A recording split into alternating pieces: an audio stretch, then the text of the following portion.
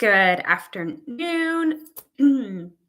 Sorry, September 13th. How is everybody? I hope you are well. I guess I have a tickle in my throat. Sorry, y'all. Wasn't expecting that. I am up in Edmonton today, probably getting ready to head back down the highway pretty soon, hopefully before all of the traffic tries to get out of downtown and South Edmonton and everywhere on a Friday afternoon. So I want to talk about three things today. One, why I'm in Edmonton. Two, because it's for work. I want to talk about the Green Line really, really briefly and just some of the news ideas coming out of the provincial government. And I also want to talk about Prairie Economic Gateway. The city released our podcast about that. I shared it yesterday.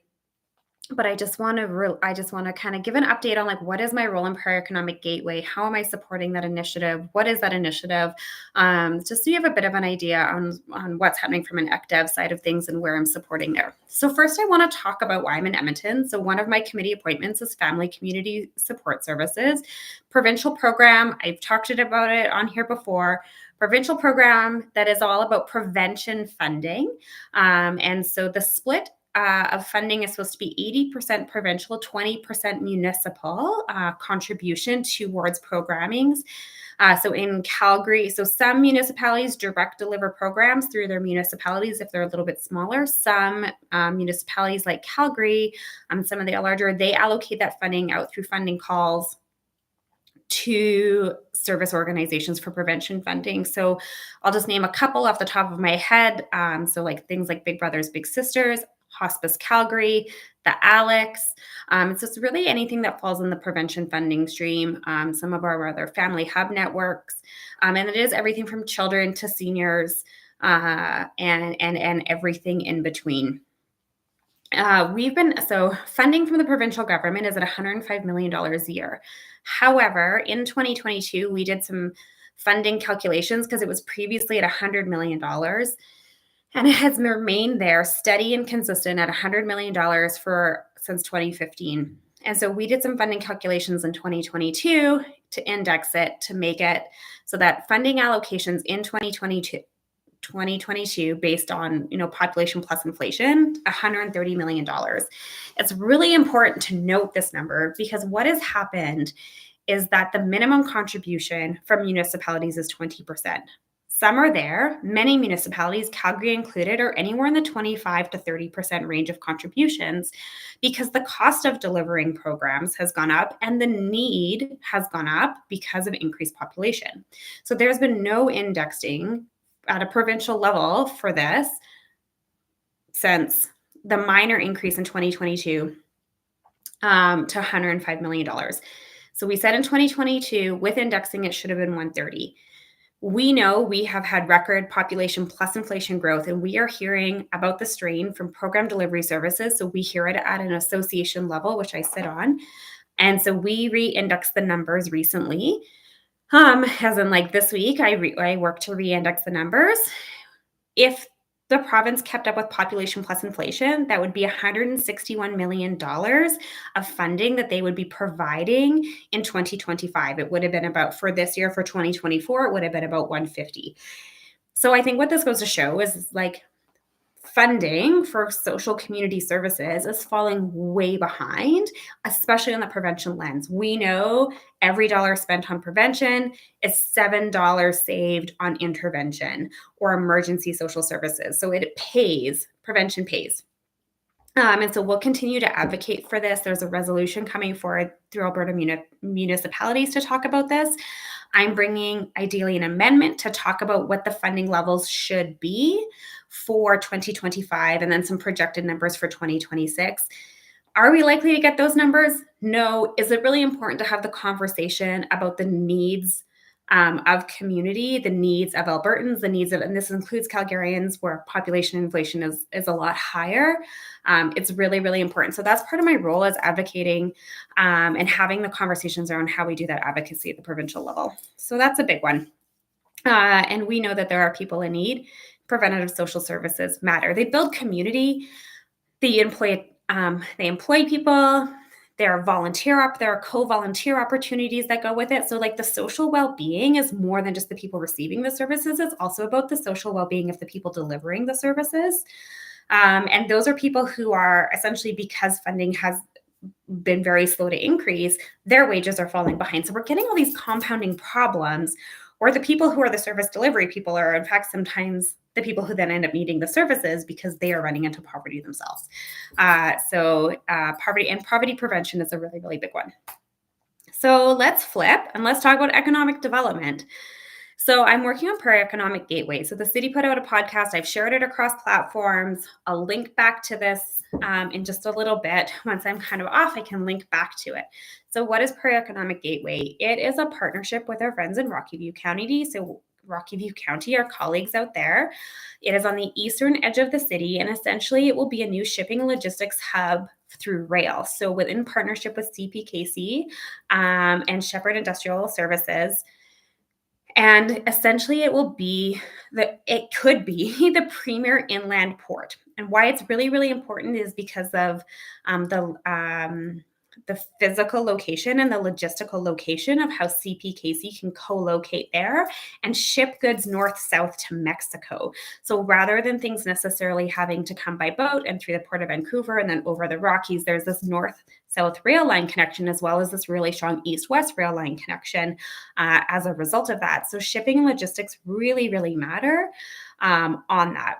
So what is the role of an elected official? So there are 3 elected officials from both the county and from the city. So from the city perspective, my colleagues are Mayor Gondek and Councillor Spencer. So the 3 of us sit on this committee.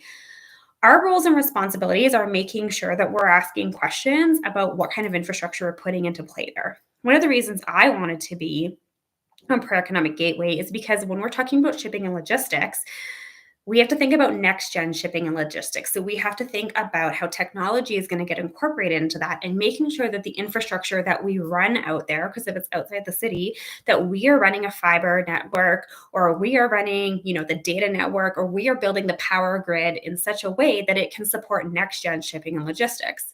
And so those are part of the things I'm bringing to the conversation and asking our consultants to go back and make sure that they're putting into the plan for consideration.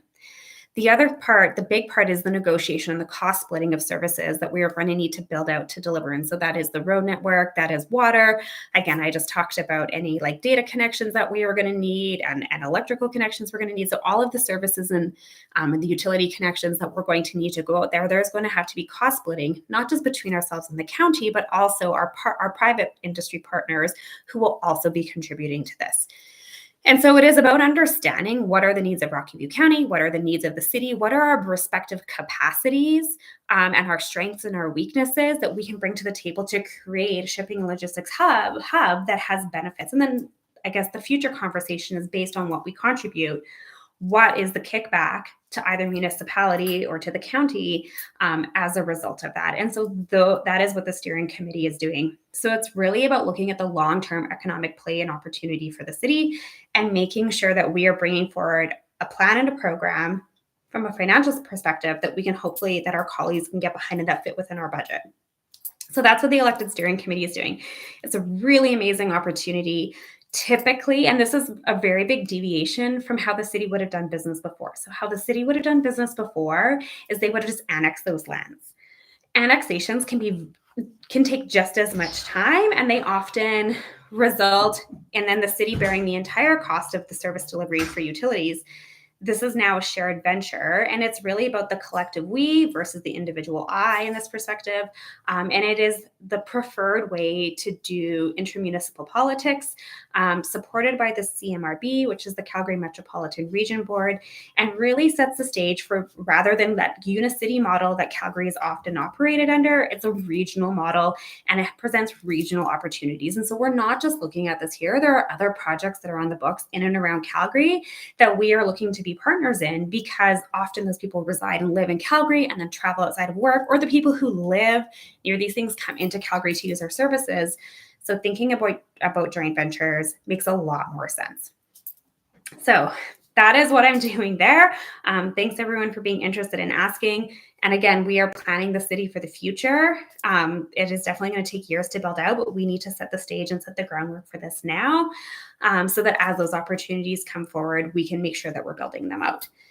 So that's a lot. Okay, I want to pivot really finally and just talk about the Green Line.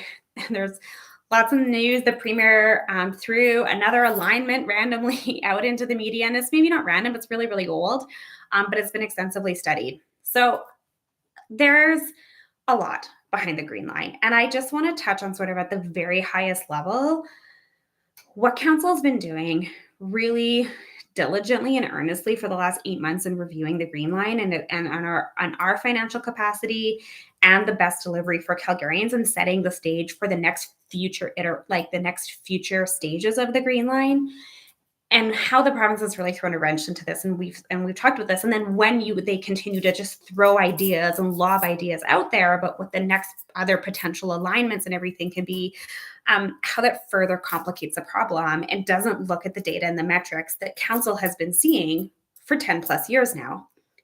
And so I think that's what's really important, is that council has been the owner and the steward of this project, has secured funding both provincially and federally, based on the data and the metrics and the numbers that have been presented consistently and constantly when requested to support the alignment that was before us.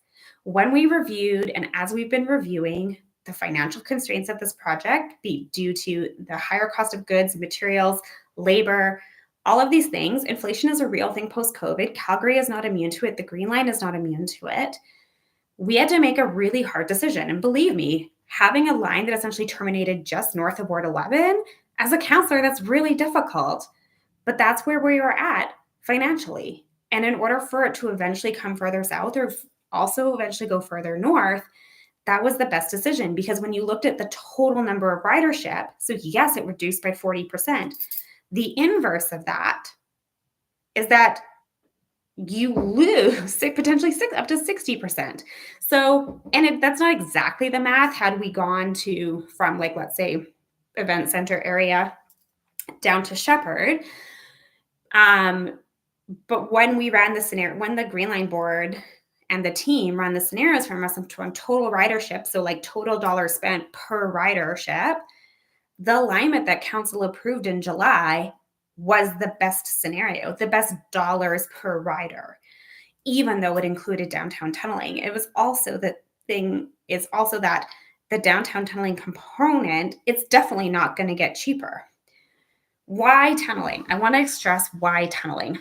If you look at the traffic jams that happen along the 7th line, so like, and then a number of times that trains cross, exacerbate that by a second above ground line. We also see a ton of LRT car accidents. And then one of the real reasons is that the length of the trains does not appropriately fit on a city block. So right now, our above ground stations on 7th, the cars can fit within a city block. That is not the case with the low floor LRTs. They would actually simultaneously block 2 intersections. So rather than one intersection being down at a time, 2 intersections would be down at a time, or you would lose an intersection. So that actually increases traffic congestion in the downtown core, which is why tunneling is super important. All of these details have been proven out. So every time we go back to scenarios that have been thrown out, tested, verified, and we keep going back to them over and over, I mean, I don't know what to say other than like, why are you wasting our time and money?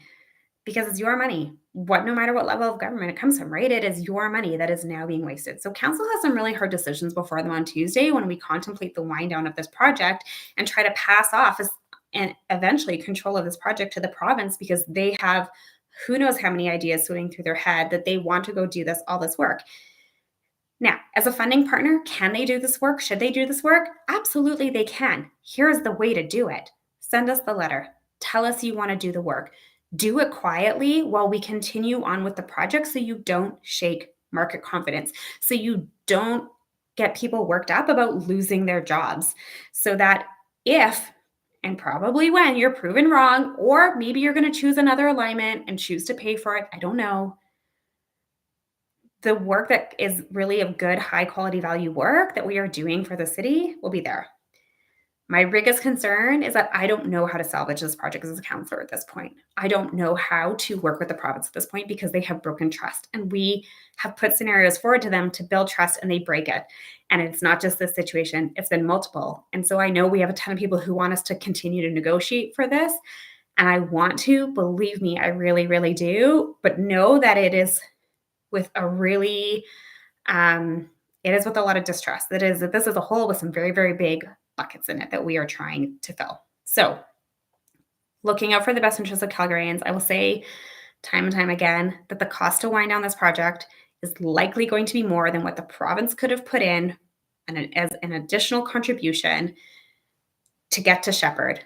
The cost to wind down this project, plus all of the costs of the provincial government to redo all of these studies, probably could have taken us further south in Shepherd. So when we talk about dollars spent, dollars wasted, throwing good after bad, those are the considerations. And so I would encourage everybody, no matter the outcome, to demand the costs and the value to redo all of this work all over again.